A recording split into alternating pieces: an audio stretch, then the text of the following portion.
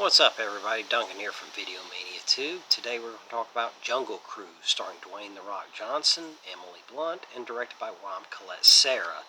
It is based off a Disney theme park ride, like Pirates of the Caribbean, so this has been done before. I haven't been to a Disney theme park in forever, so I'm not familiar with the ride at all, so there may have been some things thrown in there that just went over my head. Now, the movie, like I said, was directed by Wam Colette-Serra, who collaborated with Liam Neeson several times. They worked on Non-Stop, Unknown, and The Commuter together. So he's experienced with some action and adventure. And his experience shows here. It kind of elevates the cliched material.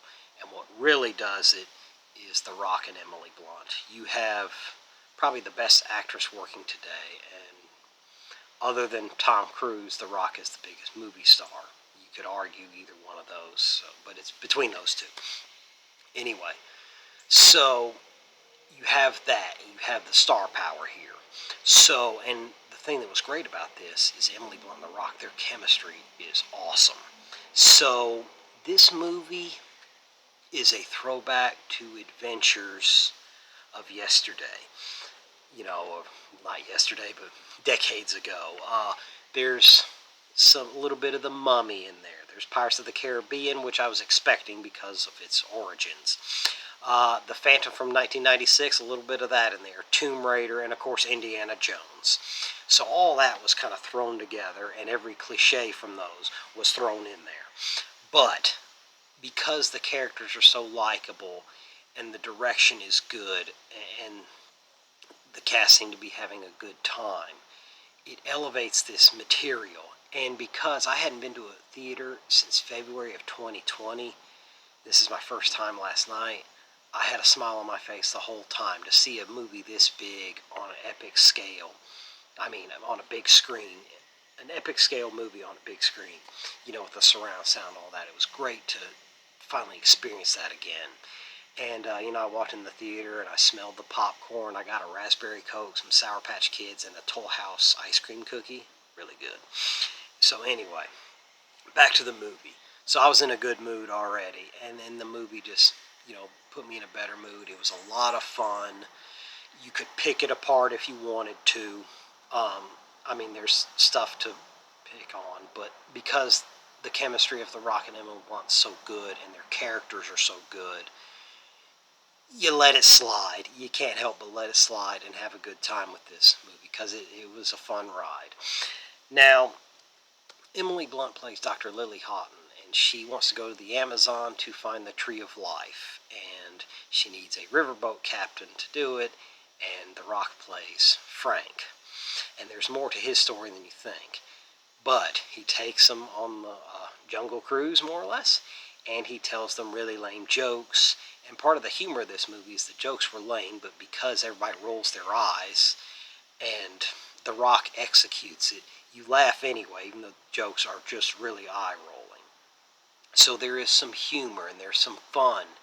And I think that one of the reasons I was kind of smiling a lot is, see, when I was a kid, Disney, I used to get excited for their releases. They had this element of magic that other studios couldn't do, and the characters that people loved, and this isn't as good as those classics, obviously, but it was fun. I'm like, oh my god, Disney can do something, because I've been very critical in more recent years of the stuff they've done, remakes and sequels and all that. At least this isn't that. So even though it's a story that's been done many times, at least it's somewhat original.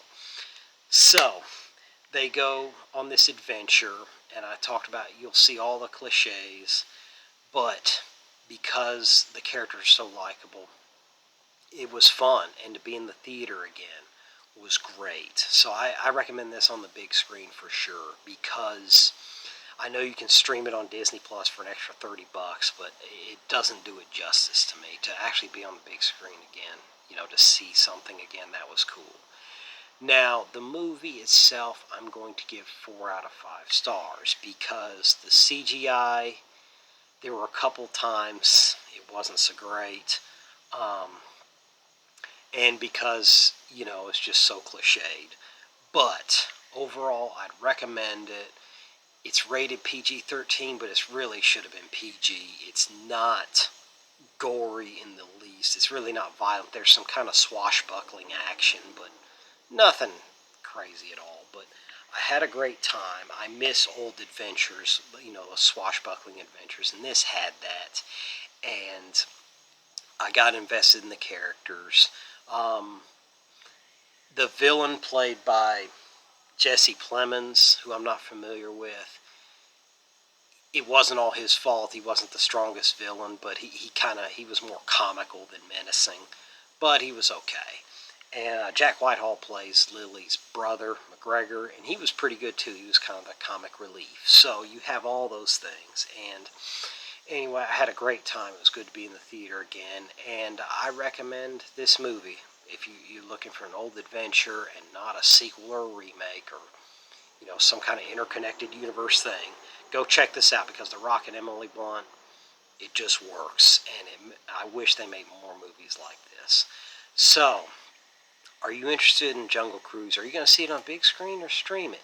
Let me know in the comments, and I'll talk to you next time. Take care.